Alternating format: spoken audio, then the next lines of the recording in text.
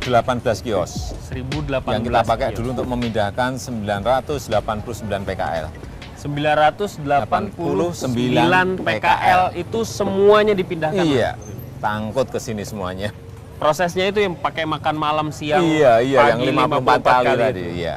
Nah, Bapak bilang tadi pedagang kaki lima itu memiliki potensi ekonomi. Ya, ini sekarang kita lihat potensinya menjadi seperti ini. Kalau kita buatin kios, kalau kita siapkan space, kita siapkan ruang untuk mereka menjadi sebuah potensi yang luar biasa. oke. Ini pasarnya bukan hanya orang Solo, Tapi ada seluruh Jawa Tengah, ada sebagian dari Jawa Timur. Tapi ukuran ekonomi itu selalu ada ukurannya. Ya. Ngaruh nggak ke APBD? Yang jelas mereka memberikan kontribusi ke PAD yang tidak sedikit, tidak sedikit. Oke. PAD-nya. Karena setiap hari mereka kita tarik 2.600. Oke.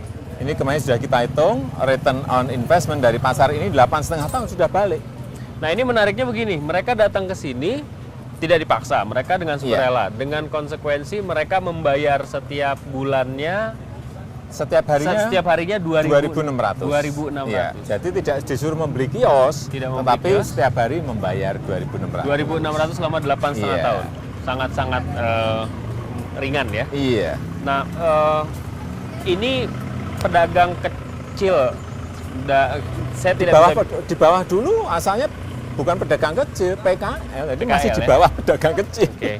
Dan ini kan sebenarnya ekonomi kerakyatan ya. Iya, betul. Dibanding dengan sektor lain misalnya pariwisata gitu, atau apapun lah, pedagang seperti pedagang pasar ini memberikan sumbangan yang signifikan nggak? Iya, di Solo sebelum pasar-pasar ini dibangun, kontribusi ke PAD-nya 7,8. Setelah 7,8. dibangun sekarang 18,2 miliar. Itu baru berapa? 4 tahun. Baru 4 tahun 4 ya? tahun. 18,2 miliar. Padahal hotel hanya 6 miliar. Oke. Terminal hanya 2 miliar. Parkir hanya 1,8 miliar. Reklame hanya 4 miliar. Jadi ulangi lagi bahwa selama 4 tahun kalau misalnya digarap secara serius itu bisa meningkat 2 kali lipat. 2 kali lipat lebih. 2 kali lipat, ya. 7,8 ke 18,2. Ini ekonomi kerakyatan seperti ini, Iya. pedagang betul, pasar dan betul, seterusnya. betul, ya. betul. Kita tanya siapa pedagang. Ini Bapak pedagang di sini. Ya. Yang mana, Nanti Pak? yang anu aja. Nanti saya anukan yang dulu yang tokohnya di sini. Namanya gitu. Mbah Latif, tapi mungkin sebentar lagi datang. Ini Kita lihat. selain pasar ini, Pak, pedagang kaki lima Bapak katakan relokasi sudah 62%.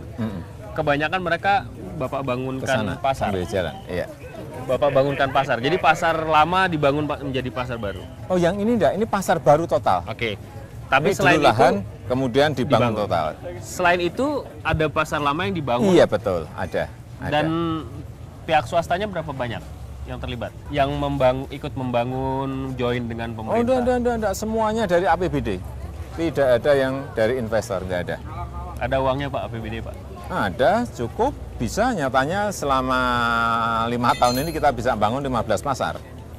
Baru. 15 pasar selama 5 tahun. Ya, Dari APBD? dari APBD. Tanpa swasta? Tanpa swasta, tanpa investor. Karena kalau kita menggunakan investor, Ya. artinya apa? Pedagang nanti bayar masuknya. Betul. Ini masuknya gratis. Nah ini yang kok. kadang jadi polemik di daerah lain barangkali ya. Pembangunan pasar melibatkan swasta.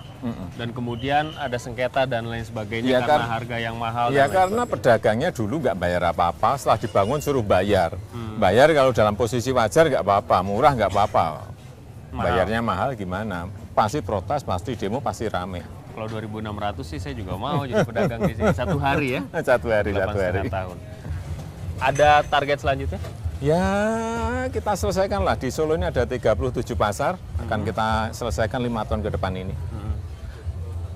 Bisa aja bilang begini, ini selama 5 tahun Pak Jokowi tanam budi nih supaya terpilih lagi di periode kedua. Nggak Jadi lah. digampang-gampangin, oh ini 2.600, jangan-jangan di periode kedua nanti naik jadi 100.000 2 minggu misalnya begitu.